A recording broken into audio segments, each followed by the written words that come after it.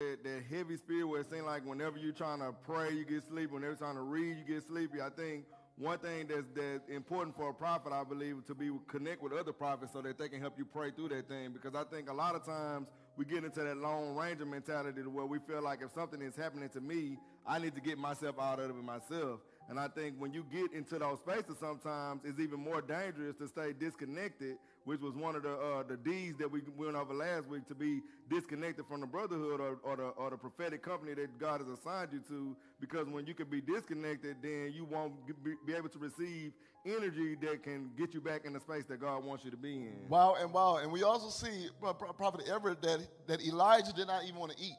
He was so bound by the spirit of heaviness, he did not even have an appetite. He did not even want to eat. Now, what can a prophet do when they're attacked by a spirit of heaviness, or what we call a spirit of slumber?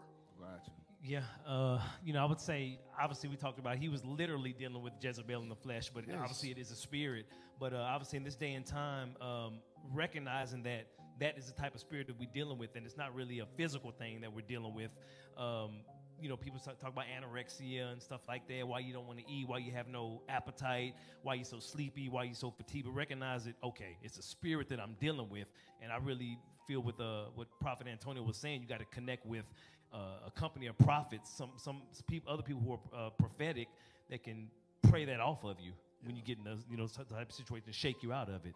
Right, so you do got to connect with people that are strong in prayer. We're going to deal with this principle later on, and that can really help you break out of this spirit of slumber, this spirit of heaviness. Because when you see this particular text, the angel was trying to feed him. First, we saw in a previous text, ravens were feeding Elijah. Yes, sir. Now, an angel, a malak, a messenger of God, was trying to feed Elijah food. Now, we don't know where this food came from. We know the ravens, they brought terrestrial food. They brought food from the earth. But these angels brought some celestial food that caused Elijah to last for 40 days and 40 nights. I want you to really look at this text. This angel really wanted Elijah to eat this food.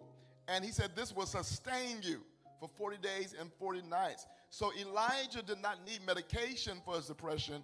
He needed revelation for his depression. Wow. See, when you are depressed as a prophet, it is time for you to break out of that wall of depression and get into the realm of God. Get into the presence of God so that God can give you revelation for your depression. So many prophets are taking antidepressant pills. They're taking pills for their depression. Come on. They're going to the alcohol bottle for their depression, and that is not going to help your depression. What's going to help your depression is revelation from the mouth of God. And so Elijah